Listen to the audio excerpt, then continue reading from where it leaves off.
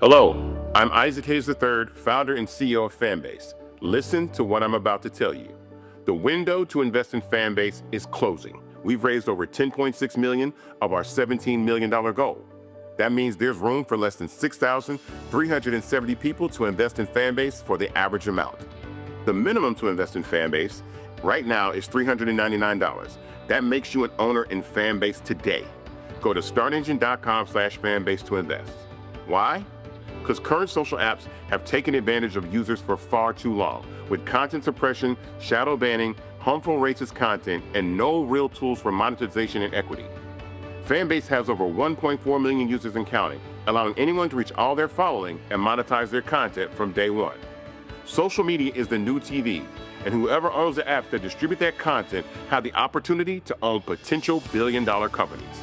While big platforms with uncertain futures are failing to serve their users, Fanbase is stepping up to fill the gap. Don't wait until it's too late. Invest now, invest for yourself and your future. Go to startengine.com/fanbase and own the next generation of social media.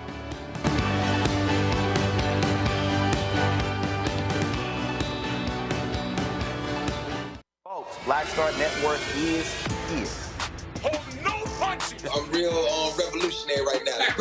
Support this man, Black Media. He makes sure that our stories are told. Thank you for being the voice of Black America, Roland. Stay black. I love y'all. All momentum we have now, we have to keep this going. The video looks phenomenal. See, there's a difference between Black Star Network and Black-owned media and something like CNN. You can't be Black-owned media and be scared. It's time to be smart. Bring your eyeballs home. You dig?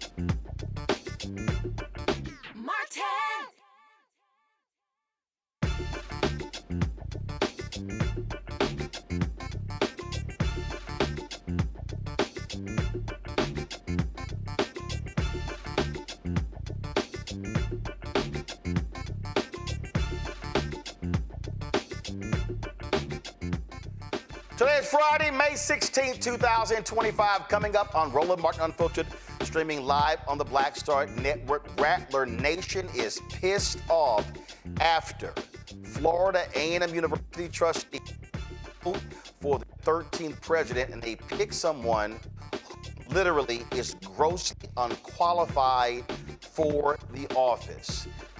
show you what took place today in a contentious meeting where the board chose cable lobbyist Marva Johnson, never ever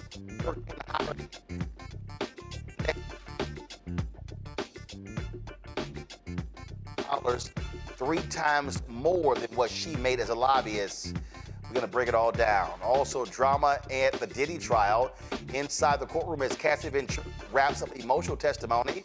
We'll talk with legal analyst Candace Kemp. Folks, a major Supreme Court ruling could change the way police use of force. This judge, Sinyangwe, founder of the Mapping Police Violence, joins us to talk about this huge Supreme Court in a 7-2 vote slaps down Donald Trump when it comes to using a law to ship out Venezuelans. Why is the DOJ trying to charge a black member of Congress with assault in that melee that happened outside of the ICE Detention Center in New Jersey? We're going to talk about all of that, y'all. It is time to bring the funk on Roland Martin Unfiltered on the Black Star Network. Let's go. He's got it. Whatever the miss, he's on it. Whatever it is, he's got the scoop, the fact, the find. And when it breaks, he's right on time and it's rolling. Best believe he's knowing. Putting it down from sports to news to politics. With entertainment just for kicks, he's rolling. It's on go, roll, y'all. It's Roland Martin, rolling with Roland now. He's funk, he's fresh, he's real, the best, you know he's Roland Martin now.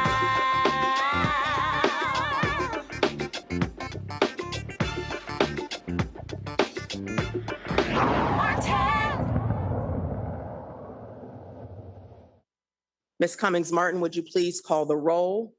We will ask each trustee to state the finalist who you cast your vote for. Thank you, Madam Chair. Trustee Brown, Marva Johnson. Trustee Bryant, Dr. Donald Palm. Trustee Crossman, Marva Johnson. Trustee Figures, Trustee Figures, Trustee Jane Gainey, Marva Johnson. Trustee Gibbons, Marva Johnson.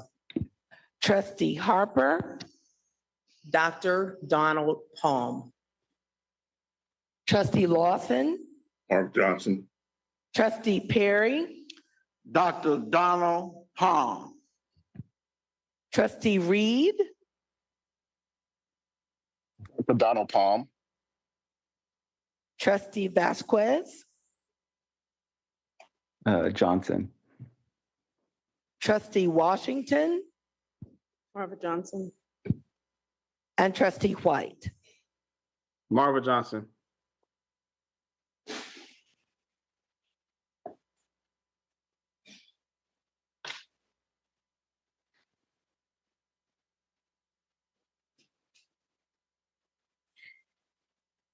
Madam Chair, there are 8 votes for Attorney Johnson and 4 votes for Dr. Donald Palm. Thank you. The motion passes. Marva Johnson has been selected as the final qualified candidate under the position criteria as president-elect for recommendation to the Board of Governors for confirmation. Congratulations, Ms. Johnson. Folks, this was a rigged election. It was fait accompli. Marva Johnson faced a crowded room at Wednesday's meet and greet at Florida A&M alumni and stakeholders as they questioned her qualifications and political influence. Who is she? She currently leads the state government affairs for Charter Communications. Here's what's also crazy. She requested a salary range of $450,000 to $750,000, never revealing what she currently makes as a lobbyist for Charter. Well, I actually talked to a number of people who are in the cable industry. Her salary range is anywhere from $200,000 to $250,000. So Marva Johnson is going to make 3 times as much money in 1 year as the president of Florida A&M, as it would take her 3 years to earn as a lobbyist. Here's what's also crazy about this whole thing here, and that is they prevented the board chair from being able to actually negotiate the salary. How the hell did they settle on $750,000 for somebody who literally is grossly unqualified? Now, let me be real clear. There are a number of people who have called this a MAGA takeover. Florida A&M is a state university. The governor picks who's on the board of trustees. And so this is what happens. I'm not talking about MAGA. I'm not talking about the GOP. I'm not talking about any of that. And here's the deal. Be very clear. I know Marva Johnson. I've met her, have talked to her at numerous cable events over the past 20 years. And this is what, if Marva Johnson came on this show, and we did reach out to Marva, I texted her last week, she was getting on a plane, and I invite her to come on the show to explain this whole deal. But let me be real clear. If Marva Johnson was interviewing somebody for a job to work on her staff as a lobbyist for Charter Communications, and if they presented the kind of resume that she presented to be the president of Florida A&M University, not only would Marva Johnson not hire them, I can guarantee you they would not even get an interview. That is how weak her resume is in order to lead this institution. We showed this the other day. And I believe it is incumbent upon us to do this again, because when you're talking about being the president of a university, leading an institution, 10,000 students, you kind of got to know what you're doing. You kind of got to have a sense of what you're doing. I need everybody to understand, again, I'm not talking about MAGA. I'm not talking about GOP. I'm not talking about the role that she played as being a delegate or an elector for Donald Trump and then supporting Ron DeSantis, any of that. I'm talking about qualifications.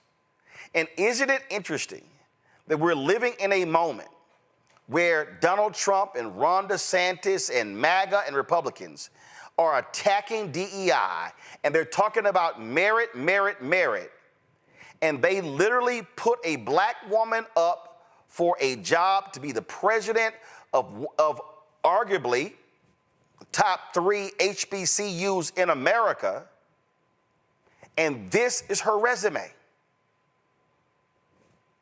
Guys, this is not hard. This is not hard.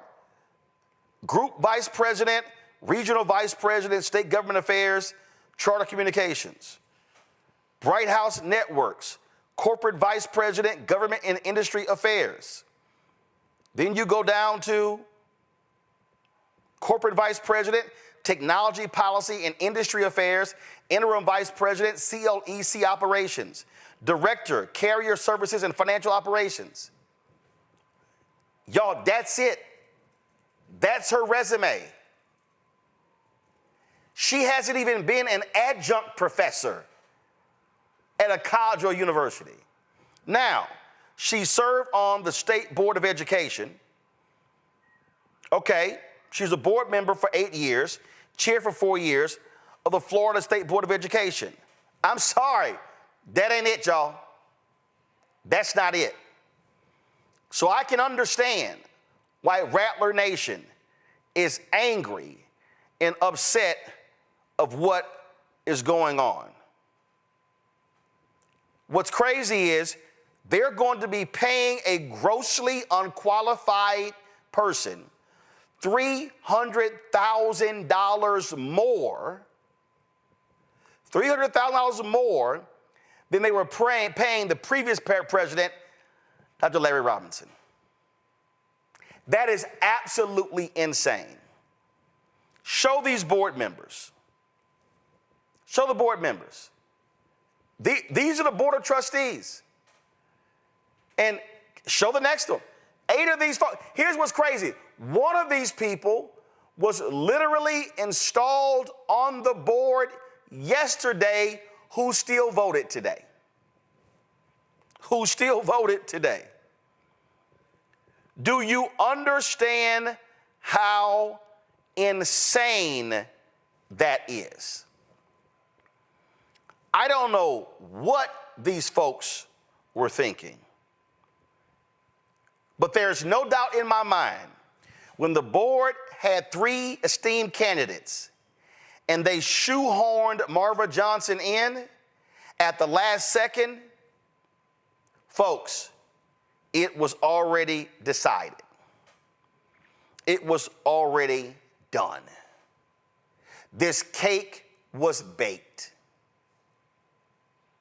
They basically decided, Ron DeSantis said to his people, make my girl the president. And in the 8-4 vote, that is exactly what they did. It was extremely contentious today. There were folks who spoke at the hearing. And again, if you look at social media, if you look at all of the talk, all the chatter, I mean, it has been on fire. Folks talking. I have seen individuals make clear that they were going to, that they were pulling their money. There was one woman who said she had already included Florida A&M in her will. She was removing them. I can guarantee you, you are going to see a backlash. This is not going to sit well at all with the alumni at Florida A&M University. It was incredible just listening to the arguments that these people made as to why she should be the president. It was unbelievable, again, listening to them. The board chair weighed in with her thoughts. I just want to show some of what the board chair had to say. And also, again, this board hamstrung her. Go ahead. I want to again thank you, fellow trustees, for this healthy dialogue and civil discourse and good governance. And thanks again to the Presidential Search Committee for getting us to this point, and Committee Chair Gibbons for leading the committee. Like each of you, I take my fiduciary duty very seriously. And this is a consequential decision that will shape the future of students and the success of those students, as well as the engagement level or lack thereof of faculty, staff, alumni, current and future donors, the Tallahassee community, the members of the industry cluster, and beyond. Yes, I'm a proud 2-time alumna of this illustrious institution. Yes, I was the 3rd female SGA president, Student Government Association, for those who are watching and who may not be familiar with the language and nuances of FAMU. Yes, I'm a Humphreys-era Rattler. Yes, I married a Rattler.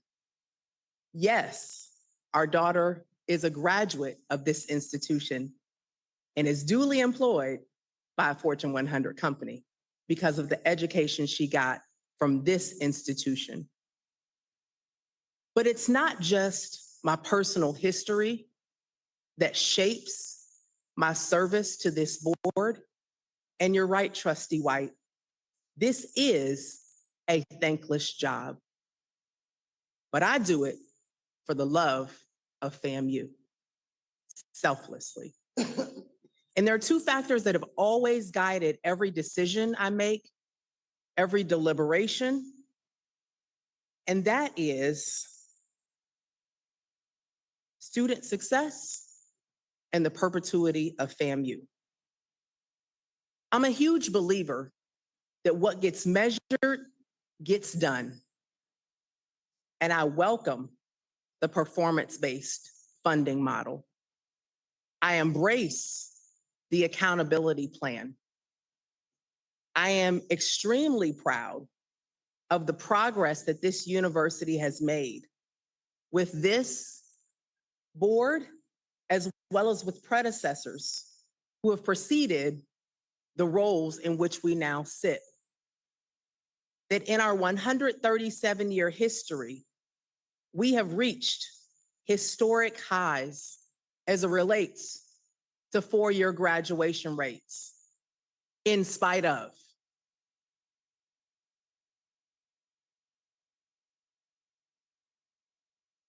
That we have achieved the highest score of an 83 this year since the performance-based funding model has been established. That is something to be extremely proud of. But we do have a ways to go.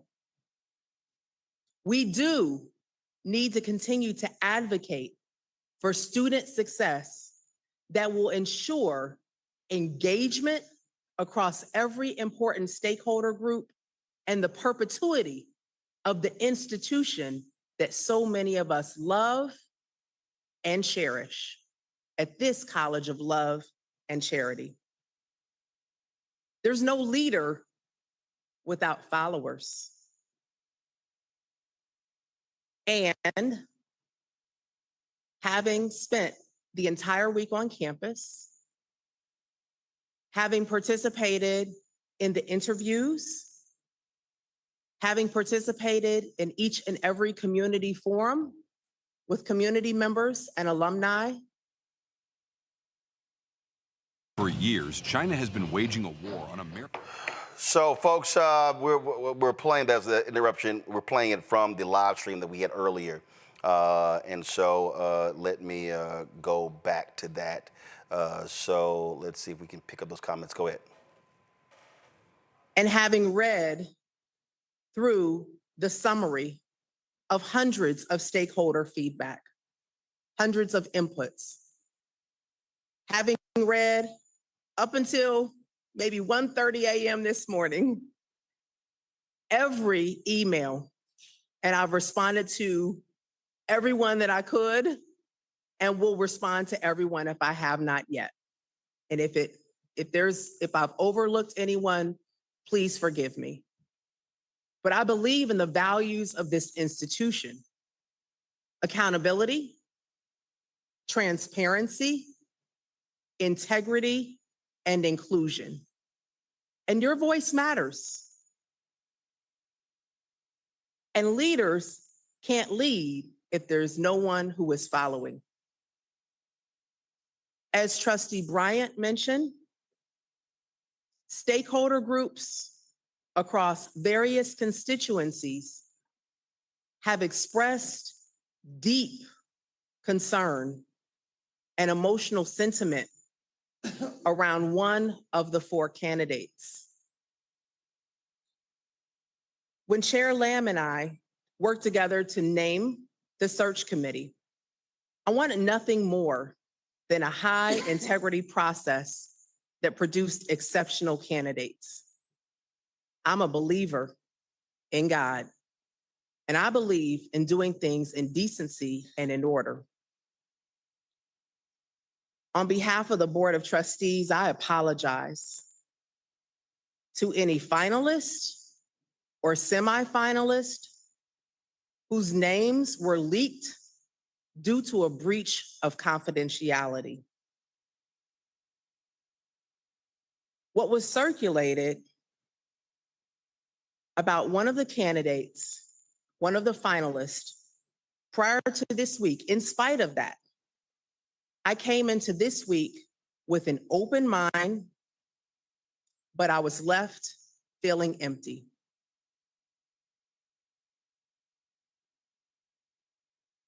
Many answers were hollow. Many statements were false. PharmD students don't require a dissertation to graduate from Florida A&M. And today, there are students from over 70 countries in our student body. that are represented. That's not an aspiration, that's a fact for today. There was a lack of intellectual depth and a gap in cultural connection that was just painfully blatant. I also want to make a point about the range of compensation that this board approved today. In candidates' applications, they shared their salary expectations. Candidates Allen and Hector, the range was between $400,000 and $500,000. Finalist Johnson, $750,000 base plus additional performance-based compensation and commensurate benefits. And finalist Palm, negotiable. As a fiduciary, I don't think it's financially responsible to select a finalist whose qualifications pale in comparison to others and whose salary requirements we cannot afford. I want to go on the record to reflect the hypocrisy. I also have to go on the record as a Black woman. In an age of merit-based hiring decisions, how can one justify settling for a candidate who does not meet all of the position criteria, or turning a blind eye to exceptionally qualified candidates? As our beloved Joe Bullard would say, the difference is clear. With that, my vote today will be for the candidate who I believe has the executive presence, the institutional knowledge, the love for FAMU, a deep and abiding desire and proven ability to engage authentically with every stakeholder group, because every stakeholder group matters. One who will not shrink from the pressure or the history, the challenges or the gaps that have gotten us to this point. Because there are so many things that still we need to course correct and we need to close the gap for so that this institution will remain in perpetuity. Zayla Bryant, the Florida A&M University student body president, she said this. For the sins. As a trustee who was chosen by the student body, supported by the alumni, taught and shaped by professors, faculty, and staff, and constantly receiving messages from aspirant potential Rattlers. As a president who has made history on this campus, I'm a proud part of FAMU history, and I understand legacy and the importance of my position. The students have spoken. The alumni have spoken. Faculty and staff have spoken. History has its eyes on us, and I would be remiss if I were to take my position in vain and not vote to be the voice that has chosen me to be their voice. Out of the selection pool that we have seen this past week, I am unimpressed, and I am concerned gravely at the choices that were supposed to be the top picks for our beloved university.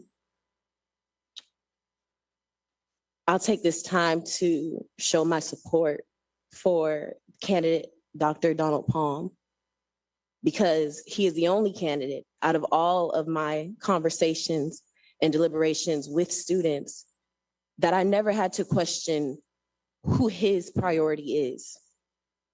And as members of this board of trustees, people in leadership and people who care about education at its highest, I think it's important that we always understand that the reason why we are here, that the people who put money in our pockets, that the reason that we have any significance or influence in these chairs right now are the students. So understanding that that had to be a question is absolutely unacceptable. I won't speak on a specific candidate, but the amount of disrespect and disregard that I've seen this week from candidates was astonishing. And I hope to never see that or choose that for my beloved campus. Those are my final remarks. Joining us right now is Rob Hardy, a graduate of Florida A&M University, prominent film director as well as producer. Rob, glad to have you here. Your classmate, alpha brother, Will Packer, was very vocal against this hire. And again, this is what I said at the outset. I'm taking MAGA off the table. I'm taking the GOP off the table.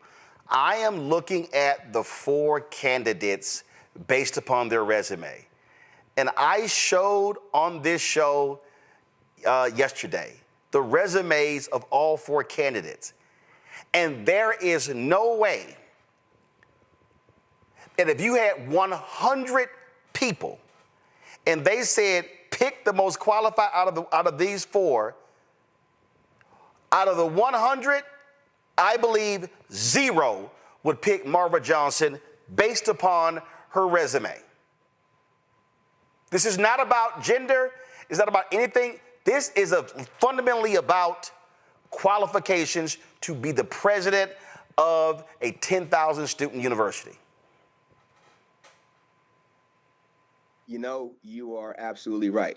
And it's tough and it's unfortunate and it's disappointing, because our university deserves to be able to have somebody there that is qualified to lead a university of our caliber. Our motto is excellence with caring. So you need somebody that, in order to create that excellence, needs to care enough about the job to be able to have experience in the academic field, so that way we can grow our research departments, protect our programs. We need somebody that has the ability to understand how athletic works.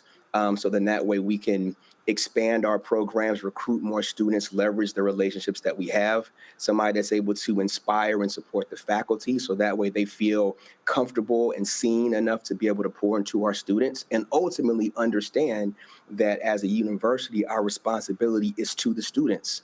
So then that way we can forge relationships and create programs so they can do internships, but most importantly, so they can grow, feel seen, and understand why it's important to go and represent FAMU, themselves, the state of Florida, and our people out in the world. And if you don't have those kind of perspectives, then it's going to be tough for the university to grow. It's going to be tough to recruit new people. It's going to be tough to create an institution that is able to build on the legacy that it's had. And I don't think that it's enough to be able to say, hey, I have relationships within the state from a business perspective. Then if you want to do that, then be a fundraising chair. Do something like that. Whoever sits at that seat is going to have the ear of the board, is going to have the ear of the governor, but we need somebody with the heart and perspective that's going to put FAMU and its students and alumni first.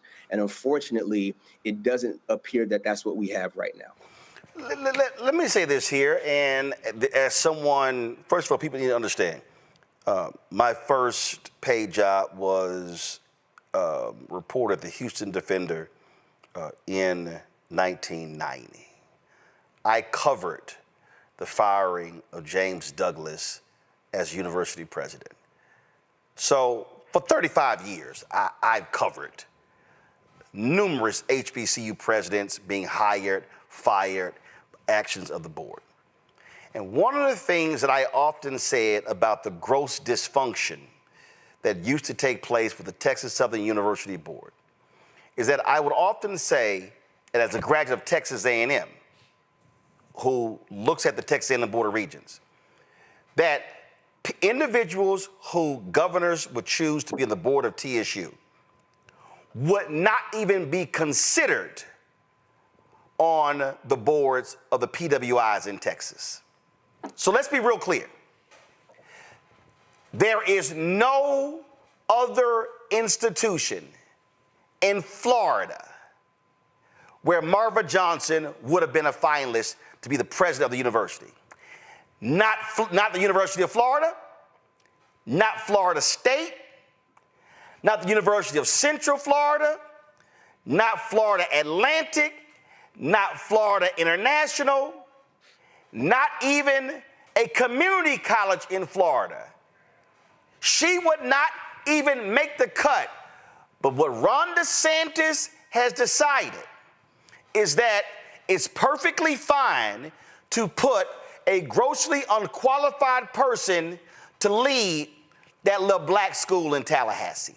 That's literally what they're saying with this choice. Well, listen, I know that you have a whole situation with hiring a new president at University of Florida. So you can use that as an example as far as the candidates that were available for that job and the resumes that came with that. So that speaks to everything that you're talking about. It'd be different if even the candidate that was chosen had the qualifications on paper, which they don't. At least that way, then it'd be a gray area as far as who's the best for the university, what are the real motivations, but it's not. It's a stark contrast between someone that has university experience, someone that has research experience, someone that has experience working with students, and someone that completely doesn't.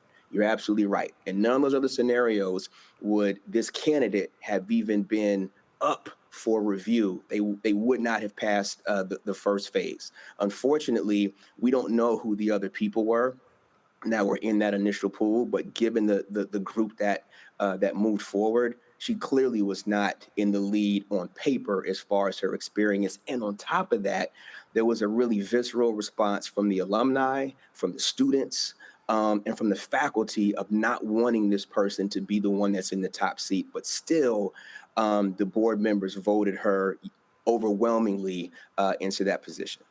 What is also strange to me is they purposely would not let the chair of the board negotiate the contract, which typically happens. And then what did they do? They chose somebody who actually had a conflict of interest. Nicole Washington, and I'm going to show because her photo needs to be seen. Nicole Washington is principal of Washington Education Strategies, a national education policy advisor. I don't know what the hell that even means. But they chose her to negotiate this salary, which is interesting because she and Marva Johnson were appointed by, she's a former Rick Scott aide who was appointed with Johnson to the State Constitution Committee in 2017. That's not who you want negotiating a contract. Right. That's your homegirl hooking you up. And that's exactly what happened here at a salary of $750,000. And I'm telling you, I know the cable industry well. Marva Johnson was not making, she was making between $200,000 and $250,000 and is telling that she would not disclose her salary. She's going to get paid triple what she was making as a lobbyist for Charter Communications. Absolutely.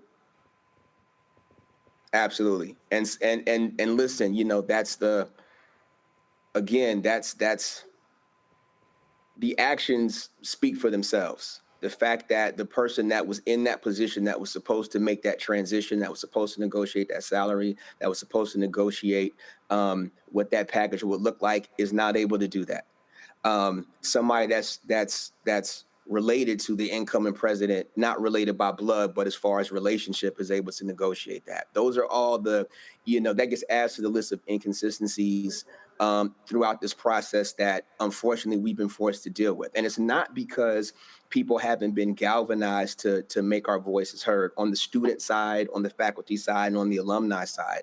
It's just because, unfortunately, the board is who makes all those decisions. And even though there was overwhelming support, and it was said on the call that there was overwhelming support for another specific candidate, Dr. Palm, I'll just be honest, was the name that was mentioned on the meeting. Those were largely ignored when it came down to the vote. And it's just really, it's really tough and disheartening, you know, as an alum that cares for our university and that we want it to be the best that it can be. And we show up and we give money and we give time and we give resources because we know what the importance of that institution and institutions like that across the country are. And so it's really tough in this moment. It's really tough in this moment. I take it you have been hearing from other alumni, and like perfect, I'm going to show this here. I saw this tweet earlier, and this woman, Christy Tillman, she posted, "I'll be calling FAMU Foundation as soon as I get home to turn off my monthly gifts, and will be calling my attorney to remove the university as beneficiary from my estate immediately. This is unforgivable." She then said, confirming, "I spoke with the advancement office and my contributions have been turned off. I'm only being public with this because this is the best way I know how to register my dissatisfaction with the process and the results." And then she posted the email, the cancellation of her gift. Are you hearing from other alumni? And are they saying that they are going to withhold their money supporting Florida A&M because of this ghastly decision by this Board of Trustees? I have heard that from several donors, from several influential alumni who give money and give resources. I absolutely have. I think the question is going to be, what do we do collectively to move FAMU forward in a positive direction? I think that remains to be seen, but because of where we are and more specifically how we got here, despite us using our voice, I think that has turned a lot of people off in this moment. And I think that FAMU as an institution is going to need its alums to be able to help transition it through these turbulent times. Rob Hardy, Frat, I appreciate you joining us.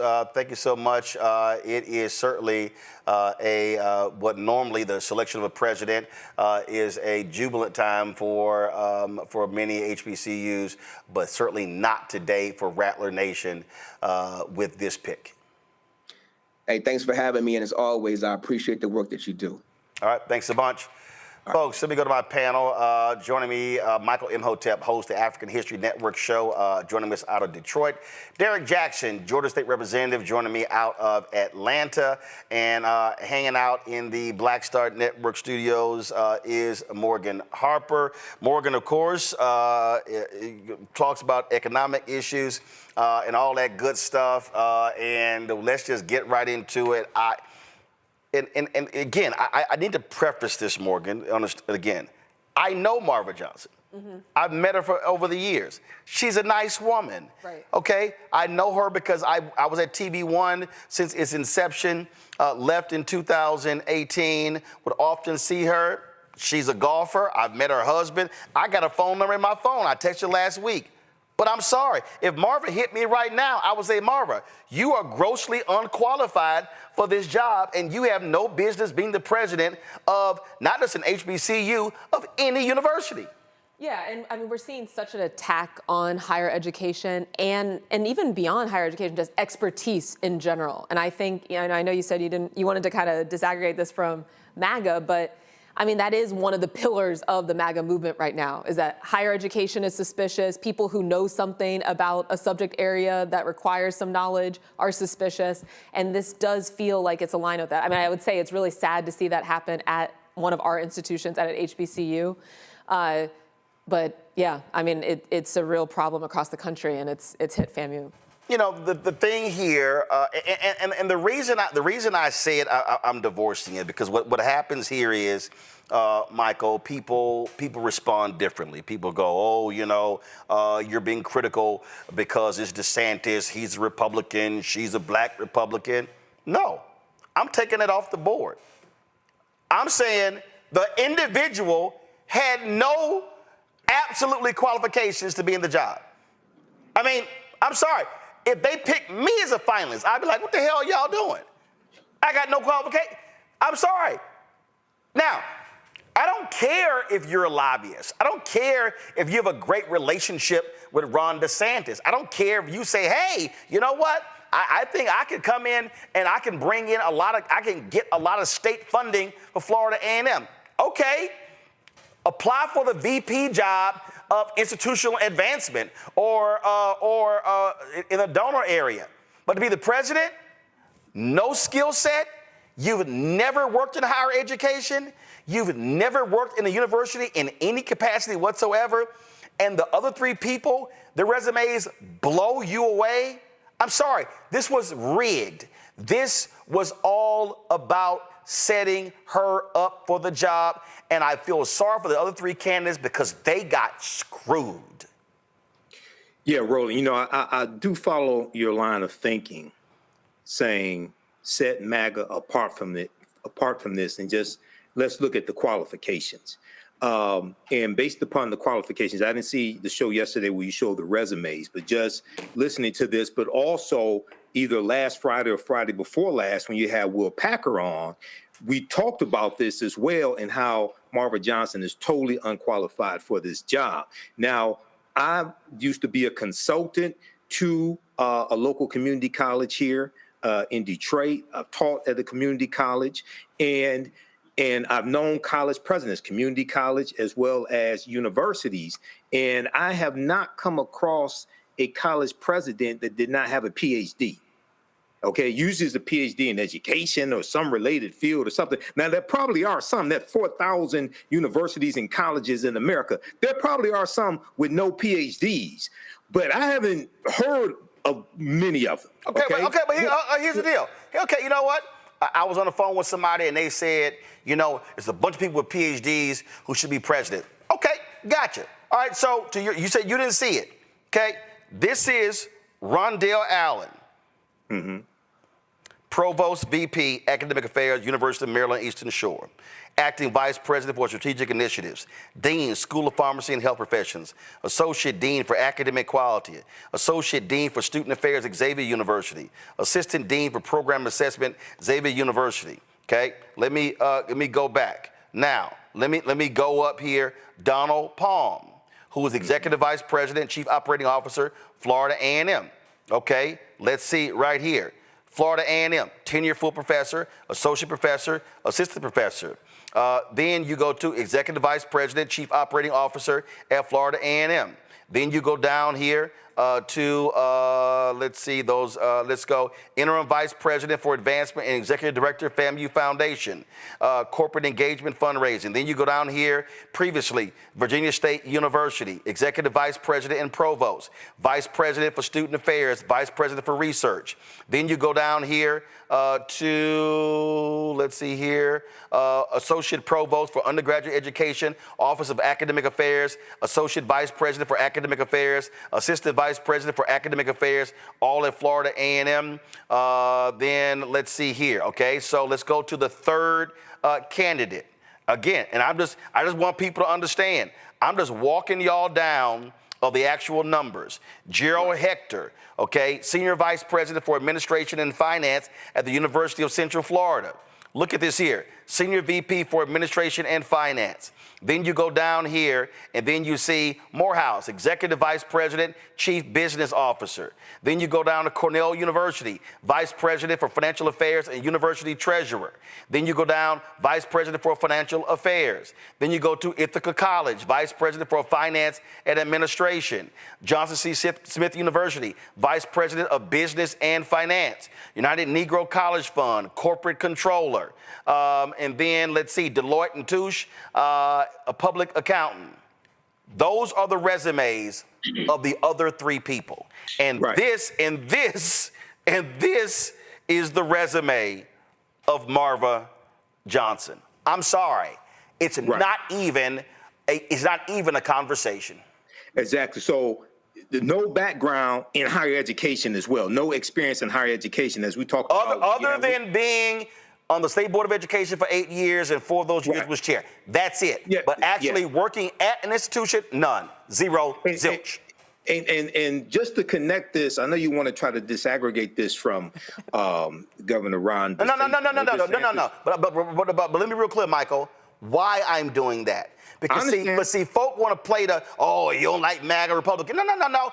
They're the ones who are always talking about merit. They're the ones who are always trashing DEI. They're the ones who are always saying who's not qualified and who is qualified. Right. Boom! I agree with all that. I agree with all that. But also we have to watch, we have to watch for the hook, because this could be their play to set her up for failure. No. To what? Okay. No, that ain't it. This is, remember, in Florida, Ron DeSantis has been trying to take over the state institutions. He has been. I agree. So that, no. This is about Republican Ron DeSantis saying, I'm now about to run Florida A&M. I got my president, I got my board, and I don't give a damn what y'all Negroes got to say. I got my own Negroes. Oh, I know he has his own Negroes. I've been warning people he has his own Negroes. Yes, I agree with that too. Yes. Yeah, but you know, this goes back to when Ron DeSantis was running against Andrew Gillum. And I remember you had some black Pan-Africanists in Florida that said they weren't going to vote for Andrew Gillum because he didn't have a black agenda. And I said, Ron DeSantis has a black agenda. He has an anti-black agenda. And the anti-black agenda is worse than not having a black agenda at all. This is an example of what I was talking about. Derek, you are a state representative in Georgia. I guarantee you that if one of the state schools in Georgia hired somebody this grossly unqualified, they will be hearing from the Georgia Legislative Black Caucus. Not only will they be hearing from us, Roland, we will be protesting right now. Much like they're doing down in FAMU. It's my understanding that they've already gathered over 15,000 signatures. But in preparation for this topic tonight, I had to go and look up meritocracy because, and I love the way you got this frame and not focusing specifically on MAGA, although this is part of their agenda, right? I mean, Kevin Roberts from the Heritage Foundation, he specifically put this into Project 2025, but we'll put that on the shelf. And I looked up, Roland, meritocracy, because that seems to be the challenge of the season that we're in. And meritocracy says it is built on the principle that individuals who demonstrate the requisite skills and abilities and qualification, as you've been highlighting, should be the ones to achieve the positions of power, trust, and responsibility. And she does not meet any of this definition. In fact, if we want to really expand this conversation, Roland, look at the federal government. We can't find out one individual as it relates to higher learning and qualifications that are duly qualified, starting with the person that sits in the Oval Office, starting with the person that's dismantling the Department of Education, and so on and so forth. So this is part of their plan, Roland. The question is really now, what's our next move? And I watched Will Packer in your show yesterday, and some of the things that the alumni doing. And as you just already stated, people are going to be pulling their money out. And as the president of a higher learning institution, your primary job is raising money.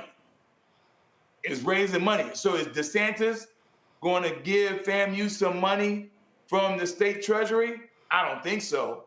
And so we're just going to have to watch what they're going to do. But the real question this evening, Roland, is what is our next move?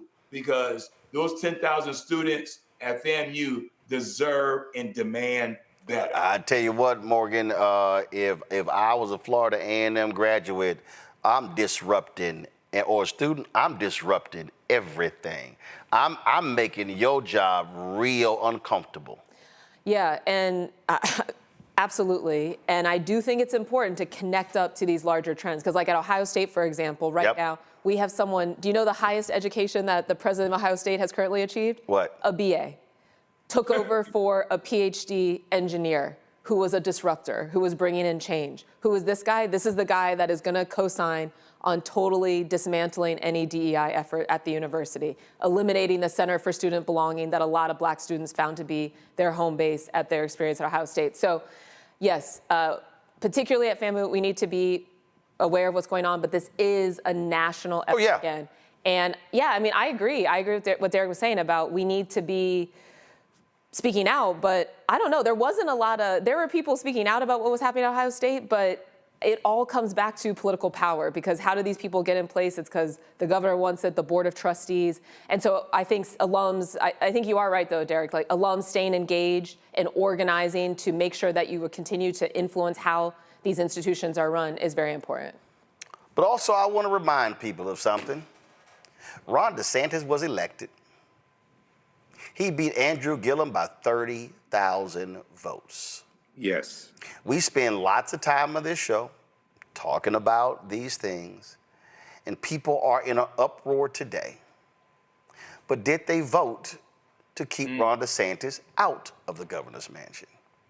See, it's real easy to be mad after the fact.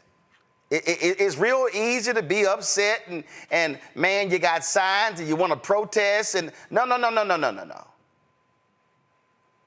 You're going to have to own some stuff. You're going to have to own it. See, if you one of those folks watching me right now and listening right now and set your ass at home, you part of the problem. If you mad about that thug in the Oval Office, raping and pillaging the country, and firing people left and right, violating the Constitution, selling the nation out, but you chose not to vote, you chose to stay at home, this on you. Right. There's a reason we got the shirt. There's a reason we sell the shirt. Don't blame me, I voted for the black woman. I can tell y'all right now, because I remember it, it's seared in my head. The Tallahassee Democrat ran a story after DeSantis beat Gillum. And they showed the turnout of the top 20 counties in Florida. And 1 through 11 were all red. You didn't get to number 12, and I believe it was Broward. That was at 57%. Miami-Dade was 54%. So it's a whole bunch of people who didn't do nothing. Remember that sister the New York Times talked to? Teacher's aide, 32 years old, in Milwaukee, who says, oh, I ain't vote because I thought he was going to win. Well, your ass not voting guaranteed he was going to win. So I hope the folk watching right now understand that the governor of a state controls state schools, can control the board of trustees, can control the hiring process, now can control who is going to be working in the administration. We warned y'all they were coming after HBCUs. This ain't just Florida. Look what Republicans are doing in Tennessee State. Yeah. I'm telling y'all, buckle up. This is going to continue. But if you choose to listen to the Simple Simon, all the loudmouths, Democrats ain't shit, Kamala ain't nothing, Kamala, she ain't black enough, cut the check, where my tangibles? But now y'all mad? I don't want to hear shit. Now, I hope that you so pissed off now that you actually gonna do something. I hope that you're now so pissed off that you say, oh, ain't no way in hell Ron DeSantis' wife gonna run for governor. I hope y'all pissed off about that settlement that happened in Florida where her foundation got all that money in that corrupt deal. So what you gonna do? Are you gonna be mad for a day? Are you gonna be a keyboard gangster on Twitter? Or are you going to mobilize and organize and turn and channel your outrage into action to vote these corrupt thugs out? Because y'all got to remember, they changed the rules in Florida. They got to do year-by-year contracts. She the president. I'm gonna tell you right now, I don't care if she an AKA, if she can ski-wee, all that stuff don't matter. I would be on that ass every single day at every single event and would never let up. Let's see what y'all gonna do, Rattlers. I'll be right back.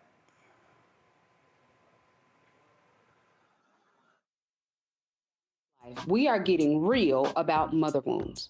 While May is the month that we shower mom with love, for some people, this time of year is a stark reminder of fractured relationships and feelings of abandonment. In this episode, we will be uncovering the trauma of mother wounds and sharing tips on how we can begin to heal them. What we don't talk enough about in our community is giving ourselves permission to even heal. That's all next on A Balanced Life here on Black Star Network.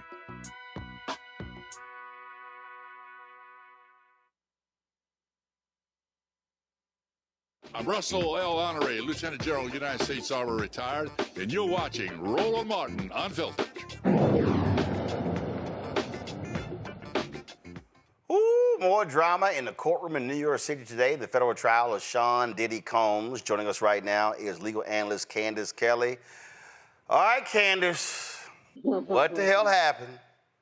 Well, you know, this was really the ending of the cross-examination and the redirect for Cassie Ventura, the star witness for the prosecution. And what we got from her was really detailed explanation of what happened and that she says she was coerced to do these things. She felt like it was her job. Now, of course, the defense, their job is to come in and impeach her, try to make her look like a liar. It was really a forensic detailing of so many texts where she did seem to be as if she wanted to do it, saying that, yes, I would do anything for a freak off, and I love you, things of that nature. Even with the rape, she said that after she was raped by Sean, when she decided to close everything in terms of their relationship, she had sex with him after. So there certainly were a lot of open avenues for the prosecution, for the defense, to go in and attack the credibility of her. What came out, though, I think that was very interesting today at the end of the testimony, and this is really important, was that Cassie Ventura is in the middle of getting a $10 million settlement from the Intercontinental Hotel in Los Angeles, where that beating on the video that we all know of took place. And this was something that on Cross, they brought out in the midst of trying to also get her to say that she was having financial problems overall. For example, Roland, they said, hey, weren't you going to go on tour? And she said, yes. And they said, but after you got that $20 million settlement, you no longer went on tour. So, you know, it was really a kind of a money chain that they were getting to. And then it ended up with this $10 million settlement that nobody has ever heard of, but that the Intercontinental Hotel is responsible for. This was a deal that was made, Roland, about a month ago. So, and again, so that strategy very clearly is to counter what took place in the previous 2 days of the testimony. And again, for the prosecution, I had a big time attorney in LA who said, this is a sham. The person said to me, I've heard more about domestic violence than I had sex trafficking. Yeah, and you know, and that is an argument that a lot of people they're really asking me specifics about when does prostitution actually take place. I'm getting that argument or that question a lot because we are seeing a lot about domestic violence. But again, it's going to be up to the jurors to connect the dots to say that all of the beatings that she was getting forced her to stay in the relationship and continue in these freak-offs. But we are hearing a lot about domestic violence. That is true. We're also going to hear more about domestic violence from the next witness that took the stand today for about 20 minutes, and that would be Dawn Rashar. And she's from Making the Band, from the group Danity Kane. And she opened up by saying, hey, listen, I saw him beat her with a pan, and the defense said, wait a minute, we're going to cut her off. They objected to her testimony. But as it turned out, they let her come back, and she did start testifying for 20 minutes. So I think that on Monday, we're going to see quite a bit from her too, because listen, the defense was certainly on the edge of their seats and jumping up and saying, wait a minute, before she got into those details of all the beatings that she knew about. This is someone who's known Sean for 20 years in business and in friendship. In fact, when she filed her lawsuit, which came right before this particular indictment for this lawsuit, he said, I'm very surprised. We're friends. He really didn't understand it. So Monday is going to be another very important day for someone who has seen firsthand that the beatings of Cassie and herself saying that she was sexually assaulted, as well as there were some copyright violations, a lot she's going to get into on Monday. Wow, that is a whole lot. In summation, how would you lay out this first week? Well, I would say this. They say that in every lawsuit, there's the plaintiff side, the defendant side, and someplace in there, there's the truth. And that truth comes about and is presented in terms of how each side tells the story. What is the story and what are the holes that can be broken into, holes that are open that we can break into? I would say at this point that Cassie has made a very, very compelling argument. And it looks like they are setting up for more witnesses to support what she was saying. If we think about it, anybody that is a part of a relationship that might be abusive or coercive, this is actually what they do. They are taught by their abuser. They're taught by the person forcing them to do something, that this is normal. And so I think that's what I got from what she was explaining while she took the stand. After a while, she felt like it was her job. She felt like it was her normal. And then she was just stuck. She couldn't get out of it because every time she turned, Sean Combs was there making threats against anybody that she was going to be with, or blowing up their cars or calling them. And she felt like, I'm stuck. And so she's assumed that role for years. All right. Candace, great work. We'll chat with you next week. All right, then. All right. Appreciate it. Thanks a lot. Folks, we come back. Black caucus in Maryland not happy with Black Governor Wes Moore. He vetoes a reparations bill in the state. I'll explain next right here. Roland Martin Unfiltered on the Black Star Network. Don't forget to support the work that we do. Join our Bring the Funk fan club. If you want to, of course, support us via Cash App, use the Stripe QR code. You see it right here. Click the Cash App button to continue to contribute. You can also make credit card payments with that particular QR code. Making checks and money orders payable to Roland Martin Unfiltered. P.O. Box 57196, Washington, D.C. 2003 7-0196. PayPal, R. Martin Unfiltered. Venmo, RM Unfiltered. Zelle, Roland at RolandSMartin.com. Roland at RolandMartinUnfiltered.com. We'll be right back.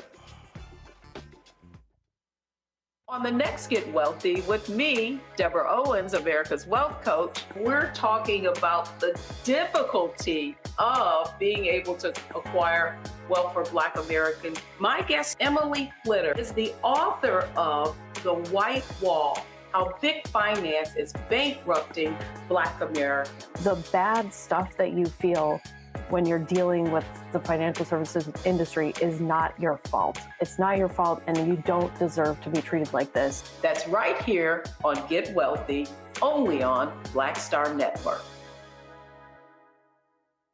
This is Tamala Mann. And this is David Mann, and you're watching Roland Martin Unfiltered.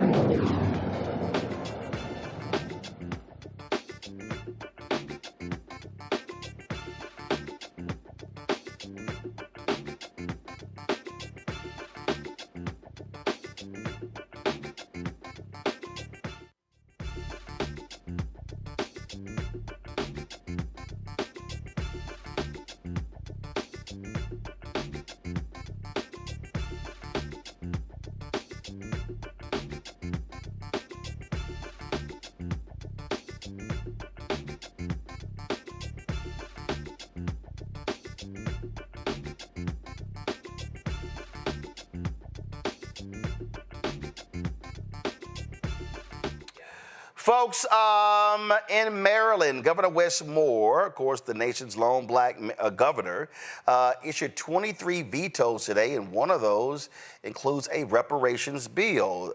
This is the Washington Post story, came down about an hour ago. He vetoed, this is what they say, Maryland Governor Wes Moore on Friday vetoed a bill that would have required the state to define the economic harms to black descendants of enslaved people and recommend remedies, dealing a blow to reparations supporters who counted on the only black governor of a U.S. state to be an ally. The veto of a reparations study was the highest profile of 24 vetoes. Moore issued late Friday, the most the governor and rising Democratic star has fought back against the democratically controlled legislature during his 2.5 years in office.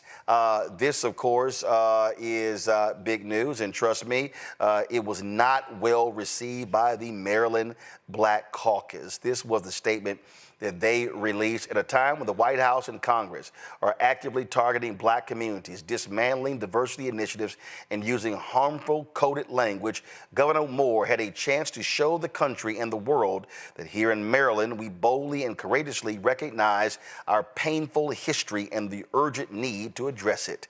Instead, the state's first black governor chose to block this historic legislation that would have moved the state toward directly repairing the harm of enslavement. They said we are elected, let me go over here, they said we are elected leaders in the state that enslaved renowned abolitionists Harriet Tubman and Frederick Douglass, and we convene in a state house that is less than a mile from the Annapolis City Dock, one of the nation's earliest and most high-traffic ports of enslavement. We owe this bill to those who endured forced labor and all black Marylanders impacted by enslavement, discrimination, and its long-term harm.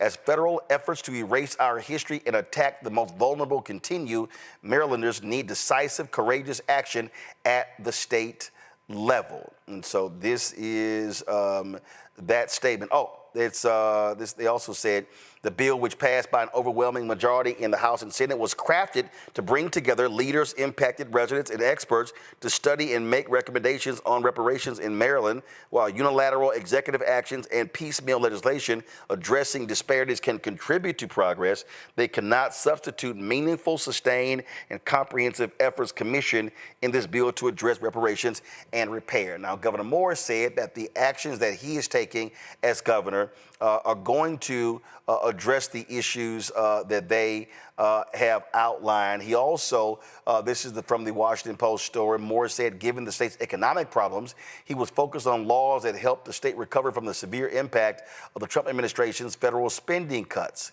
I was very transparent with the leadership and members of the General Assembly that anything that fails to meet the urgency of this moment, I will not sign it and must wait for another time. Moore said in an interview, calling the reparations study the most challenging of his veto decisions. The article says Moore said he's ready to engage in conversations about repairing the legacy of slavery now, and he doesn't need to wait 2 years for the Reparations Commission to draft a study. Michael Imhotep, your response. Well, here's the thing. Number one, I have a little bit of experience in this field. I actually did a presentation for the Detroit Reparations Task Force here March 2nd, 2024. Now, I'm going to tell you the same thing I told them and the same thing I say on numerous shows and the African History Network show. I would not put the term reparations on anything that you actually want to get passed, especially if a lot of people that got to vote for it are white. But even if they're black, and the reason why is I'm all for repairing the damage of a legacy of slavery, Jim Crow, segregation, all that. I'm all for that. But what happens is a lot of these efforts get attacked, undermined, imploded, and you get a lot of people who walk away disheartened. Now, one thing he did say is that he was already enacting policies and quote unquote a culture of repair to remedy the harms of slavery. This is from the Washington Post article that you're reading from as well. So what I would focus on and what I encourage people to focus on is the structural inequities that exists right now in Maryland, California, whatever it is, and deal with the laws and policies that were put in place that created those structural inequities and trace that back to slavery, trace that back to Jim Crow, et cetera, and deal with repairing those structural inequities. But I don't, I saw a previous article 6 days ago from thegrio.com about this, and I'm someone who focuses on actually being able, not focusing on studies, but actually getting policies put in place that are beneficial for African Americans that will withstand legal challenges when you get sued to overturn it. I'm focused on the end game. Morgan. Yeah, I mostly agree with that. I do think a study, as the policymaking process tends to go, is usually the first step in any. If anything's going to become a law, you've got to have some kind of study that the government's done to check the box. But yeah, I generally agree. It's like we all kind of know the history. I think the fact that this was a study that would have been focused specifically on Maryland makes it a little bit more sense than some of the national bills that have called for a federal study. I think there is a pretty broad understanding generally of the issue.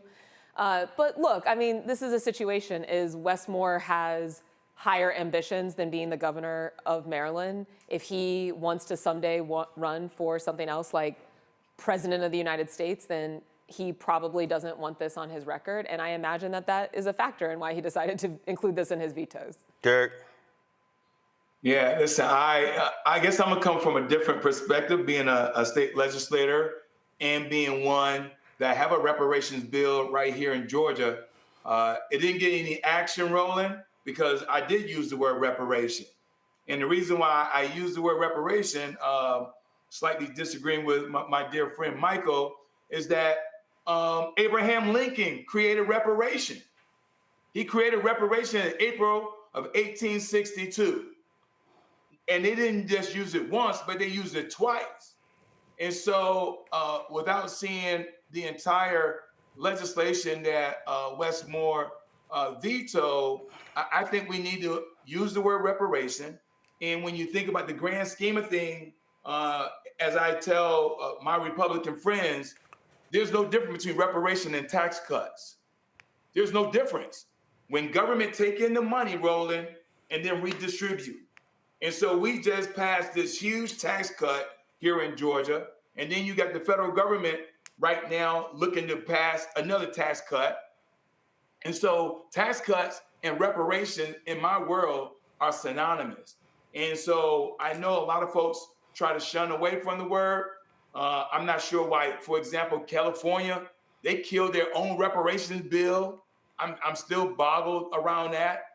New York. They killed their bill because the governor gave a head nod that he was going to veto it, so they pulled the bill, which is stupid. You pass the bill and you force him to veto it. You force him to veto. That's right. Yeah.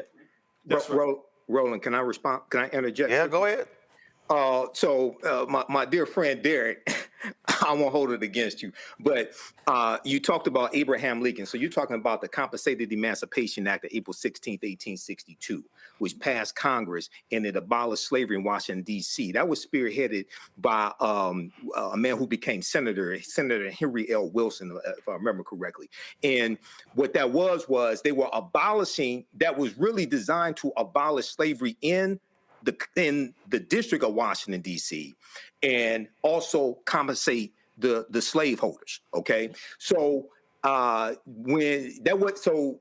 wasn't Lincoln's idea, but when we talk about, well, I'm somebody who not just studies history, but has also been involved in writing public policy in the city of Detroit, and I focus on actually getting policy put in place. 1, 2. Structuring it so you withstand legal challenges, because they're going, any of these, just like with Evanston, Illinois, from my understanding, and Roland, you've had Robin Ruth Simmons here on the show. I've interviewed her twice on the African History Network show. When you talk to Robin, she said they structured their reparations program to withstand legal challenges because they knew they were coming. So a lot of people focus on, and I'm not saying you are saying this, Derek, but I've been involved in this for some time. A lot of people focus on cut the check, and don't understand, one, at the federal level, race-based policies are illegal at the federal level. Okay, that's Title VI of the 1964 Civil Rights Act, Section 601, non-discrimination federally assisted programs. 2, a lot of states have various laws that ban race-based programs. California was one of them, which is why the California Reparations Task Force, they structured theirs based upon lineage, having to trace your ancestry back to someone who was either the descendant of slavery or came to the U.S. prior to 1900, because they knew, you talked to Camila Moore, who's an attorney, who was the chair. Camila Moore said they knew they were going to be challenged in court. So when we deal with this, and I think it's also important to understand, we have to go after low-hanging fruit, because we're in a even more anti-Black climate, where you had the $2.2 billion that was given to Black farmers, okay, under the Biden-Harris administration. That got attacked. We know it was $5 billion before that, farmers of color, including Black farmers, in the American Rescue Plan. That got stopped by groups like Stephen Miller's group, who's a senior advisor to Trump right now. Go ahead. Derek? Yeah, but it only got stopped because it involved giving Black people money. It got stopped because it's challenged in court, yes. But wait a minute, Michael. So if you go back to 1862, yes. The only reason why I use Abraham Lincoln, because he was the president. But 1862, April 18, when he gave $300 per slave owner, they were all white men. No, there's about six black slave owners in Washington, D.C. that also filed petitions, and they got reparations as well. Go ahead. Hold on. But majority of the population, correct, $300 per slave, were white European men. And then they turned around 4 months later, Congress said, hey, we're going to give you land too. So if you're a white European man, we're going to give you 160 acres. The only thing the Homestead Act. Only thing you need to do, that's right, the Homestead Act. Only thing you need to do is live on this land, use this land, till this land, and you got 160 acres. Pay the taxes. With about $5. But that 160 acres amassed to 271 million acres of land in the United States. Yeah, and they gave away land for 124 years up until 1976. I teach this history. I'm familiar with it. The Homestead Act. The demographics, my dear friend, they were white men. Of course.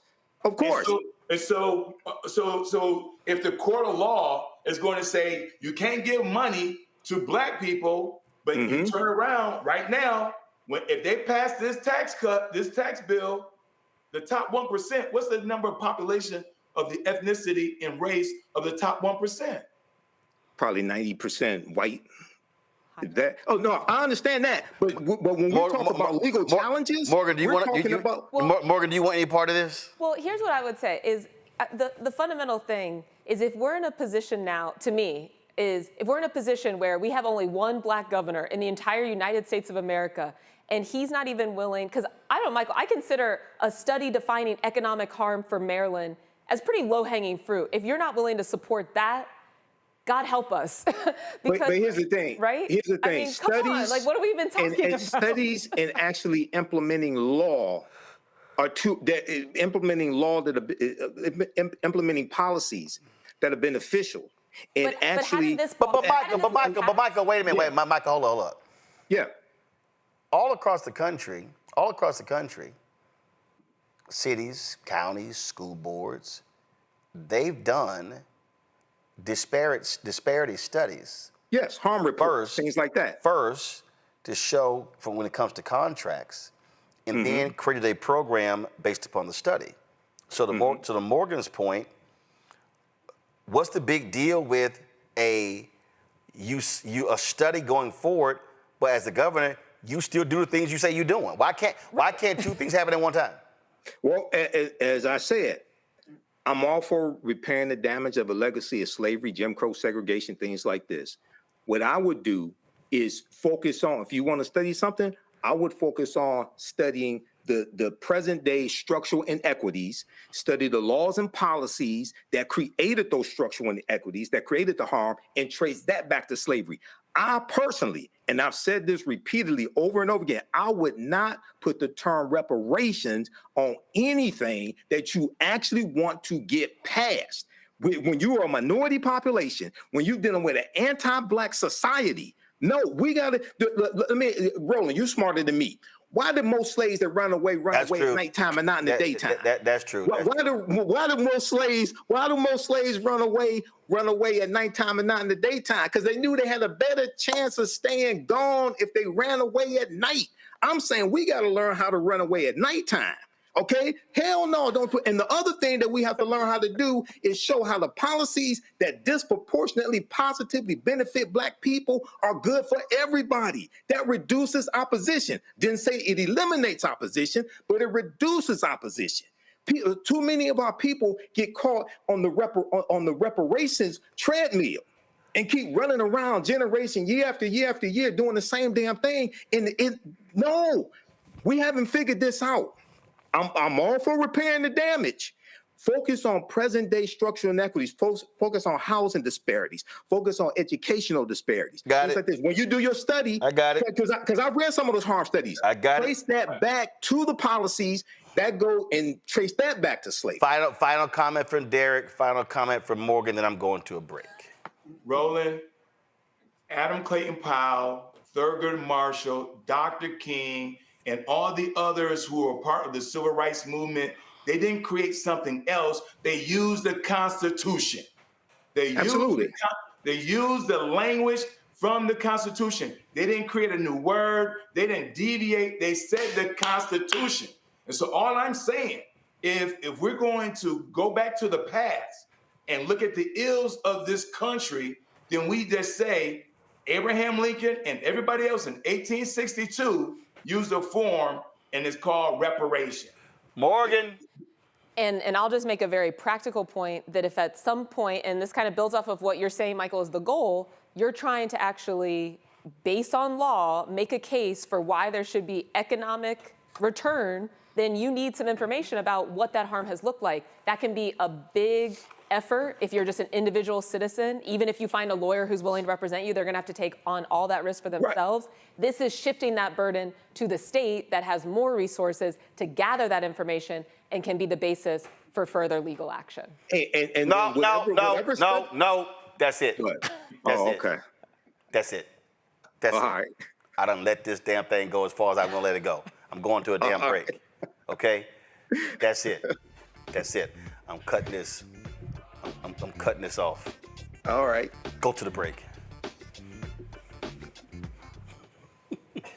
On the Black Table with me, Greg Carr. We featured the brand new work of Professor Angie Porter, which, simply put, is a revolutionary reframing of the African experience in this country. It's the one legal article everyone, and I mean everyone, should read. Professor Porter and Dr. Valencia Watkins, our legal roundtable team, join us to explore the paper that I guarantee is going to prompt a major aha moment in our culture.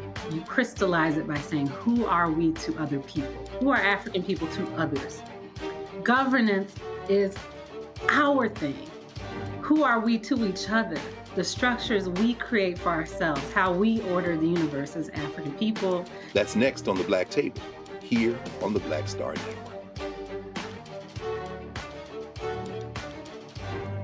Now streaming on the Black Star Network. In France, me and Tony, and accidentally went to the Louvre, right? I had never been, and I saw a side door. And we got off the little bus. I said, come on, let's go to the Louvre. I mean, I'm just like, let's go to the Louvre, right? We're here. This black girl is at the door with this white guy, black African girl. And she says, oh my gosh, Vanessa Bell Calloway. And I'm like this, you know me? And come to find out we were at the wrong door. But she said, I'm gonna let you just go in here. But I was in Paris, France. And that shocked me. She knew my name, she knew me. She knew my movie. You know, so it's like, you just gotta, they say, build and they will come. Put it out there, people will find it. They will come.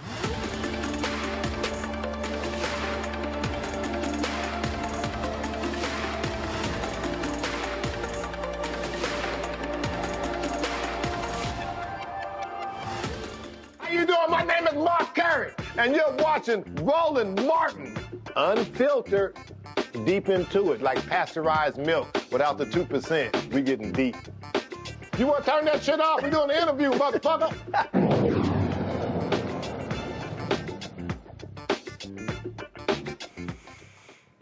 Okay, this is not a typo. I did not fall and bump my head. This actually happened. This current United States Supreme Court issued a unanimous 9-0 ruling that could actually make it easier to challenge police use of force in court. Okay, I just want to make sure lightning is not going to all of a sudden hit. This is real. The justices rejected the moment of the threat idea. Okay, I want y'all. I know. This is a conservative Supreme Court. Okay, super duper about law enforcement. Okay, but they actually heard it. They rejected the moment of the threat doctrine, which limited courts to evaluating only the exact instant an officer perceived danger before using force. Instead, the court ruled that judges must consider the totality of the circumstances, including events leading up to the critical moment when deciding if an officer's actions were reasonable under the Fourth Amendment. Samuel Sinyangwe, founder of Mapping Police Violence, joins us right now. And Samuel, were you even shocked with 9-0? You know, I was shocked that this was a 9-0 decision given this court and some of the previous decisions that it's made on a host of issues. So it was a shocking ruling, but it was a good ruling. And so, you know, I'm not mad about it. Okay, so explain to people who have no idea. Like literally people in the chat are going, what? What the hell? Is this a joke? So explain what this actually means. So this moment of threat doctrine is a doctrine that has been in place in 4 of the judicial circuits. So a lot of the South, even New York, Connecticut, you know, a number of states, not the whole country, about a third of the country, the jurisprudence was saying that when you look at an officer who uses force against somebody, if they shoot somebody or beat somebody up, whatever the type of force is, the courts instruct the judgment to be made only looking at the moment that the officer used force and not the events leading up to that. And there are a host of situations where looking at the events leading up to the officer using force can very much change your decision about whether that officer acted reasonably. And so in this particular case, and a number of cases like it, there are cases where, for example, the police will conduct a traffic stop. And, you know, they'll walk over to the vehicle, they will get license registration, and, you know, officers have policies usually where they're instructed, you know, not to reach into the vehicle, not to get in front of the vehicle, because if the person drives off, you know, that could put the officer potentially in danger.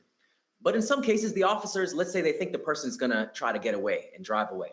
Some officers will like jump on the front of the vehicle, jump in front of the vehicle, put their arm inside the vehicle, try to restrain the driver and the steering wheel as they're driving away. And then as the car is going towards them, let's say they jump in front of the vehicle, then because of their actions leading up to that decision, right? They jump in front of the vehicle, then they say the vehicle's coming towards them and they shoot the driver saying that their lives were in danger. So if you're looking at moment of threat, the courts in those 4 circuits instruct the judgment to be made only in that moment that the officer fires their weapon. So they'll say, okay, the car was coming towards the officer in that moment. And so the officer might have reasonably believed that their life was in danger. And they will say, well, the officer acted reasonably. Now we can't pursue a lawsuit against that officer. We can't hold that officer criminally liable because we're only looking at that moment. But if you zoom out just a few seconds and see, actually, the officer broke their own policies, jumping in front of a vehicle, putting their own life in danger, and then using that as an excuse to then take somebody's life or seriously harm somebody, then you might actually rule the officer acted unreasonably and pursue accountability. And what the Supreme Court said is you actually do need to take into account what the actions of the officer leading up to that moment that they use force. And that's important because there are so many cases in which the officers sort of, their actions precipitate, they escalate the situation, then use that escalation as an excuse to harm somebody. This is a huge decision because, again, it gave cops so much leeway to do whatever they wanted. Absolutely. And it also didn't make sense that in a third of the country, the courts were looking at police use of force differently than in the remainder of the country. So you had this uneven sort of justice system where in some places it's easier to hold police accountable, but not others. And those places that it was more difficult tended to be in the South, tended to be places with large Black populations. So we were bearing the brunt of that. And what the courts did with that 9-0 judgment was say all across the country, you need to take into account the officer's actions leading up to using force. And that accounts for about a third of all cases where the police kill people in the United States are within those 4 judicial circuits that now have to change their judgment to incorporate that past actions of the officer in that decision. Questions for the panel. Derek, you first. Yeah, I appreciate the this ruling. I really do. But I do know that police force is a problematic, polarizing topic. And so my question is, do you anticipate us seeing changes in police practices and police accountability? The reason why I asked that is because we thought body camera was going to change police behavior. We thought police started implementing independent investigation. We thought that was going to curtail these kind of behaviors. And unfortunately, we still see the number of lives taken and no longer with us, even after we implemented policy that we thought was going to curtail behavior. Yeah, so it's an important question. And I think what's clear is even in places that have a broader sort of what they call a totality of circumstances judgment, instead of moment of threat, they look at the totality of the circumstances, including the officer's actions before using force. Even in those places, it's not like, the police are routinely being held accountable. The rates of accountability, the rates of officers being charged, the rates of officers being punished, disciplined, suspended are very low all across the country, but especially in places where they can't even look at, whether the officer escalated the situation, whether the officer put themselves in danger and then use that as a pretext to use force against somebody. So this is an improvement, but it is not the only thing that needs to change. There are a host of other wholesale changes that need to happen in the context of policing. In terms of what the police are being called in to do, in terms of how they interact with people when they do that, in terms of how they're accountable and held accountable and investigated after they commit any type of misconduct. All of those things need to be changed fundamentally in this country. But this is something that was still unexpected, I think, when we think about this court. And so I'm hopeful that more changes can happen as well. Morgan? Yeah, thank you for the overview, Samuel. That was really helpful. I'm also thinking about enforcement. And so this would still rely on someone who has been harmed by excessive force, bringing a lawsuit. And now, it's a better legal standard, improving the likelihood that lawsuit would be successful for them. Or does Department of Justice need to play a role? And with this Department of Justice, how should we be thinking about how this will actually be enforced?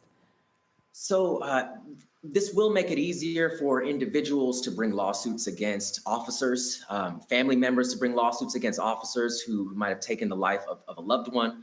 But there's still, a host of other barriers that need to be looked at. I mean, you think about qualified immunity still exists, right? The courts didn't repeal qualified immunity. So even when you look at the totality of circumstances of the case, what they then will say is, well, maybe the officer acted unreasonably, but was there a prior precedent, an almost identical circumstance like that, where the officer would have known that what they were doing was violating that person's rights? And if there wasn't a prior case exactly like that or similar, then often they throw that out. You can't hold the officer accountable because of qualified immunity.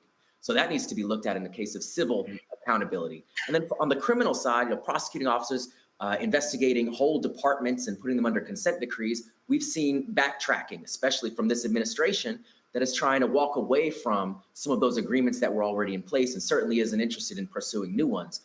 And that comes at a time where, in fact, the data is suggesting, it's been a long time trying to gather data not only on cases where people are killed by police, but also non-fatal force, which impacts 300,000 people in this country a year. And when you look at the police departments that have had those DOJ interventions, those pattern and practice investigations, been put under consent decree, they reported pretty substantial reductions in overall use of force while they were under that consent decree. So those things matter as well. And it's a problem that this administration is not pursuing that like the previous one was. Michael. All right, Sam. My question is, understanding that when Donald Trump was on the campaign trail, he said that he was going to give 100% immunity to police against criminal prosecution for doing their jobs. And then also, we know there was an executive order he just signed in the last couple of weeks on policing. How do you think all this will play out with this Supreme Court ruling when it comes to holding police accountable for criminal prosecutions, being tried for unreasonable force for criminal prosecutions?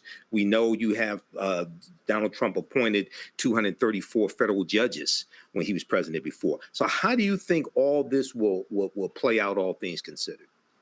So first and foremost, while the Trump administration has been signing these executive orders, they aren't going to be able to intervene in cases where the officer is charged at the state level. And it's been extremely rare for the federal government, for the DOJ, to actually successfully prosecute individual officers. There have been a handful of cases, but it hasn't been as widespread, even as at the state level, charging officers and convicting them. So that will continue, and that will be something that, as the courts now are being instructed to look at the totality of circumstances, hopefully there will be a higher probability of accountability in those kinds of cases. So, because of federalism, there's still the possibility of holding police accountable at the state level, even as the federal government tries to do everything they can to make that more difficult. Right. All right. Thank you.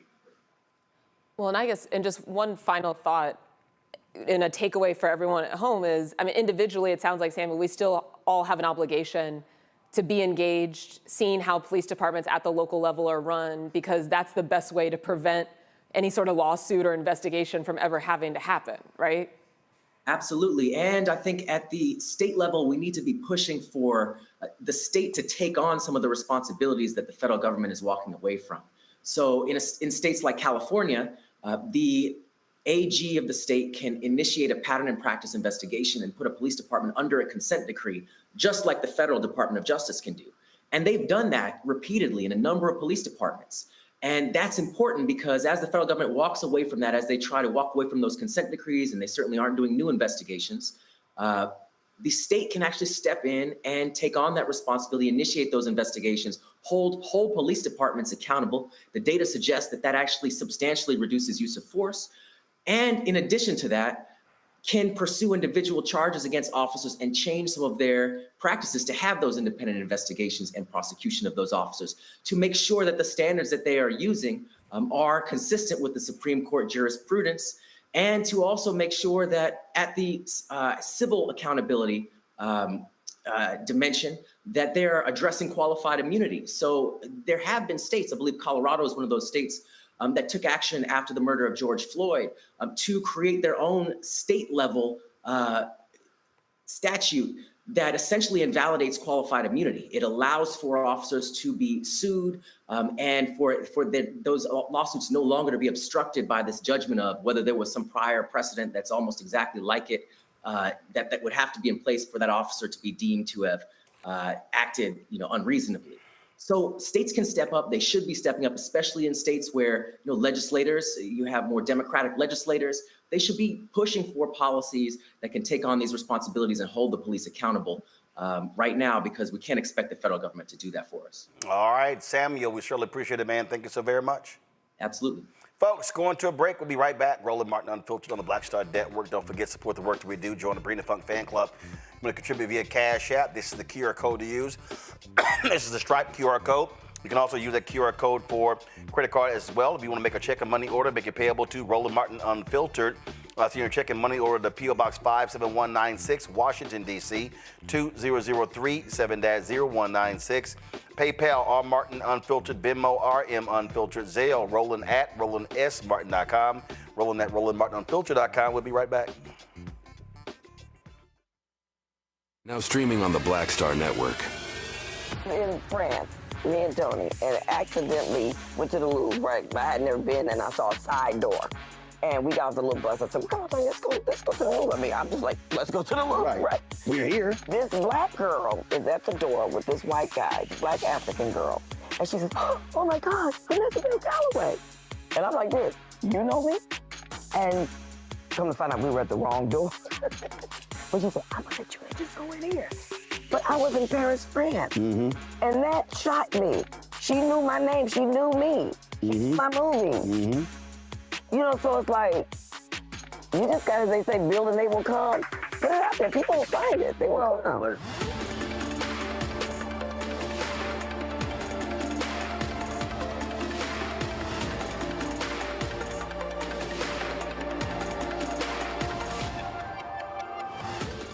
I am Tommy Davidson. I play Oscar on Proud Family, Louder and Prouder. Right now, I'm rolling with Roland Martin, unfiltered, uncut, unplugged, and undamn believable. You hear me?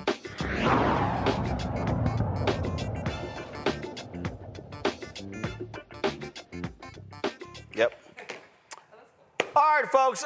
Republicans on Capitol Hill did not get the required votes in the Budget Committee to move forward with their big, beautiful bill. But Congresswoman Stacey Plaskett, let's just say she was sick and tired of being sick and tired.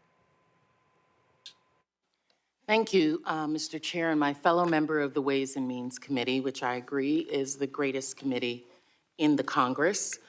We have come to the end of a very long week here in Washington, and anyone watching now will likely have watched this week as we work through the night. Starting on Tuesday, Ways and Means Committee spent over 18 hours working through the night and into Wednesday trying to avert the catastrophic impact that this legislation will have. We watched Republicans give away the farm to greedy billionaires, the CEOs and corporations, making permanent tax cuts for the richest and trying to trick the rest of Americans with a set of minuscule measures that are all temporary and only serve to pull the wool over taxpayers' eyes. That overtime tax that they were talking about, temporary. Tips, temporary. Taxes for the wealthy, permanent. Don't be fooled. It's about the wealthy people in this country, not you and me. Our Republican colleagues in the Energy and Commerce Committee tried to rip away health care from Americans that need to pay for their giveaways to big corporations and the rich. Republicans are stealing from the poor and giving to the rich, feeding the king from the people's forest, from their own communities, while cosplaying as Robin Hoods. My colleagues talk about a strong country. We're gonna be weaker because of this legislation. You can believe that. And listen, when Democrats were in charge, we instituted so many things that expanded work for all Americans. We increased health care. We guaranteed safe, affordable, high-quality childcare for every worker and family. We supported new energy. We supported growing this economy. Democrats temporarily expanded the child tax credit, giving so many children a chance. And we did this in a manner because we were concerned about the deficit. Listen, I'm concerned with SNAP. I'm concerned with Medicaid, Pell Grants, energy manufacturing. Those are important to me. That represents trillions of dollars that they have cut.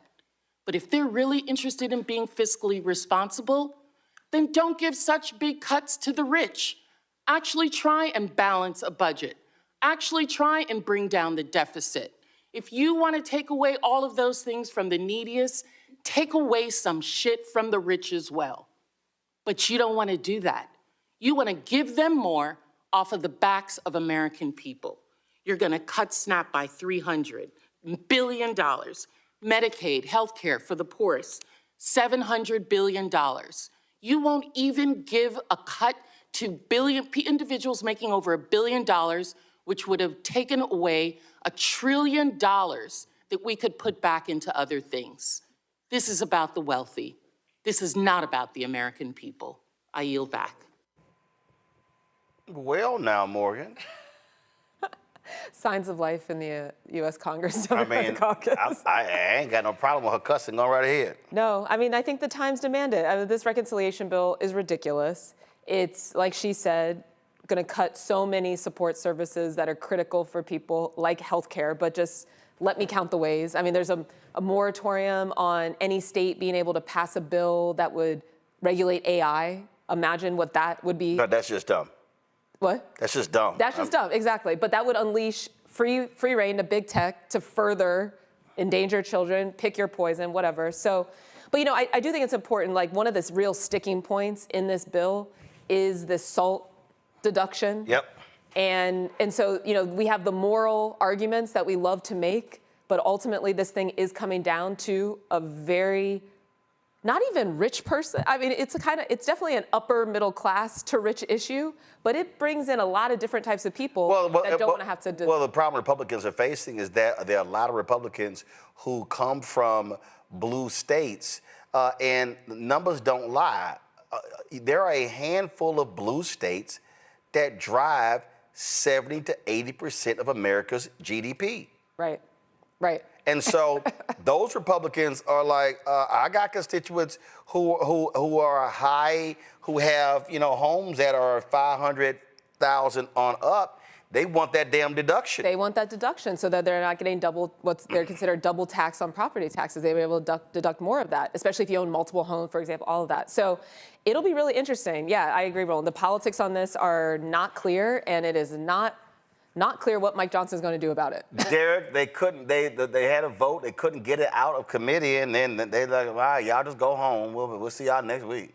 You know, I enjoy the fact that they couldn't get it out of committee. In fact, that's where we get the opportunity to kill some of these bad bills in committee. But here's the broader picture, Roland. This DOGE agency that was illegal, never created by Congress, they said, hey, we're going to be able to pay for this. We're going to be able to pay for these tax cuts. But when you ask where you're going to get the money from, Medicaid, Medicare, Social Security, where 73 million citizens rely on Social Security right now, Roland. A good chunk of those citizens are elderly, children, and the disabled. They're some of the most vulnerable citizens in our society. We're going to take from them so Jeff Bezos can get a bigger yacht. So Trump can accessorize this $400 million jet he got from Qatar. This makes no sense to me.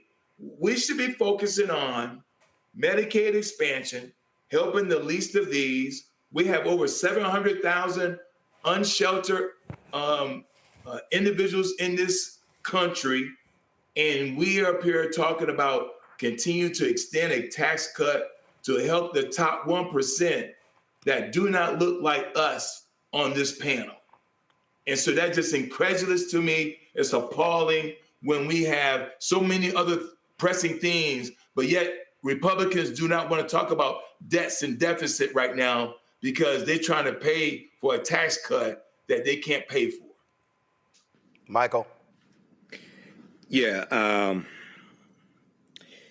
So the bill didn't make it out of committee today because the main four Republicans that voted against it, like Chip Roy and Andrew Clyde, part of the Freedom Caucus, they don't think that this bill is cruel enough. They don't think it cuts enough. They don't think it cuts enough for Medicaid.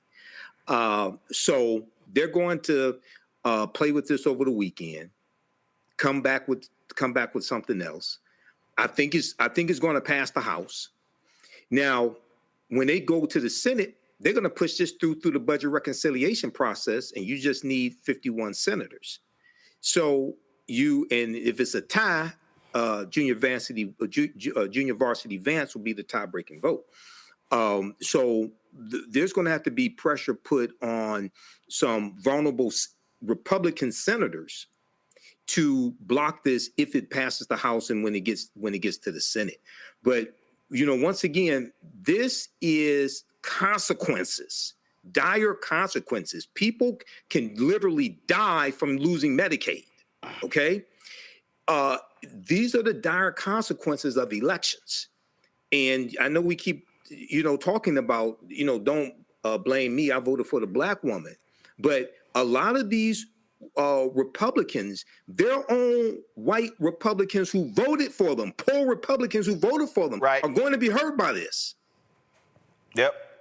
Folks, our final story. I saw this, and you know, when it came across my feed, I was shocked. I was stunned. I was overwhelmed. I could not believe my eyes. And as this was happening, I was praying, I hope the water doesn't work. The Nottoway Plantation, the largest antebellum plantation remaining in America, folks, burned down. It's built in 1859 by enslaved black people. John Randolph, a sugar plantation owner, he owned about 150 slaves. It was converted to a resort for weddings, events, and tours. And this is what happened today.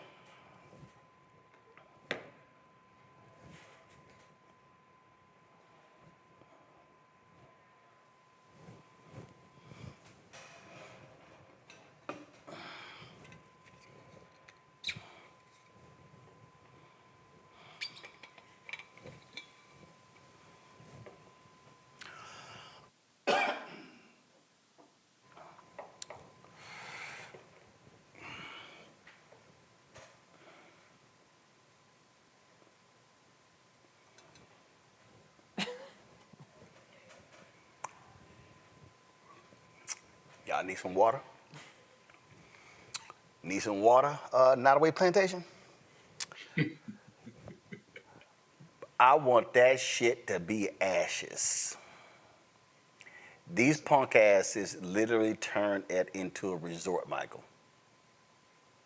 Yeah, you know, I've heard of different things like this, and a couple years ago, I heard about this trend of white people going to plantations as a resort and on vacations and things like this, and they tended to skip over the fact that they were enslaved Africans. When they take them through the tour and all this, you know, they talk about the workers and this is where the workers slept and things like this. Is like, yeah, okay, all right. You know, there's a song called The Roof is on fire. We don't need no water. Derek, go ahead. Listen, I have no sympathy when these types of things happen. And the reason why is because what they're trying to do up in Washington, D.C., Roland, I mean, they're trying to stop the African American Smithsonian. They want to talk about DEI as if it's a bad thing, diversity, equity, inclusion. And so, I have no sympathy of this particular horrific place that were built by slaves. Is the roof is on fire. Morgan. Share the sentence of my co-panelists here. Goodbye, no sadness, and anybody who's getting married on a former plantation, I know where they might want to go to. So. YouTube probably is going to block us, so Keenan, you probably gonna have to edit this out. And so when I was going to the golf tournament, the Afro Creek golf tournament today in Maryland, and I saw this video, I just immediately thought of Morgan's state of Ohio.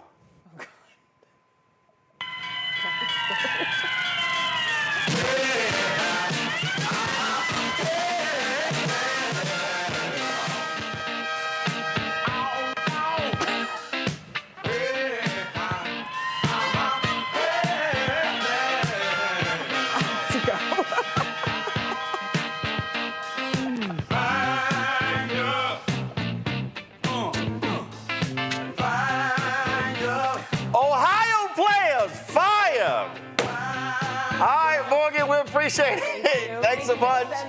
Thanks a bunch. Thanks, Derek. Thanks, Michael. I appreciate it. All right, y'all. That's it for us. I'm going to be live in Philadelphia tomorrow. Then Monday, I'm going to be at the 7th Annual Anthony Anderson Celebrity Golf Classic. Don't forget, support the work that we do. Join our Bring the Funk fan club. So you're checking money. First of all, use Cash App. Use the QR code for Stripe. So you're checking money order. P.O. Box 57196, Washington, D.C. 20037-0196. Makes checks and money orders payable to Roland Martin Unfiltered. PayPal, R. Martin Unfiltered. Venmo, RM Unfiltered. Zelle, Roland at RolandSMartin.com. Roland at RolandMartinUnfiltered.com. Be sure to download the Black Star Network app. Apple phone, Android phone, Apple TV, Android TV, Roku, Amazon Fire TV, Xbox One, Samsung Smart TV. Also, be sure to get my book, White Fear, How the Browning of America is Making White Folks Lose Their Minds, available. Bookstores nationwide. Also, be sure to get our swag by going to rolandmartin.creator-spring.com. Download the app Fanbase. You can also invest at startengine.com/Fanbase. Folks, I'll see y'all on Monday. Have a great weekend. Black Star Network is here. Oh, no punch! I'm real revolutionary right now. Thank you for being the voice of Black America. All momentum we have now, we have to keep this going. The video looks phenomenal. See, this difference between Black Star Network and black-owned media and something like CNN. You can't be black-owned media and be scared. It's time to be smart. Bring your eyeballs home. You dig?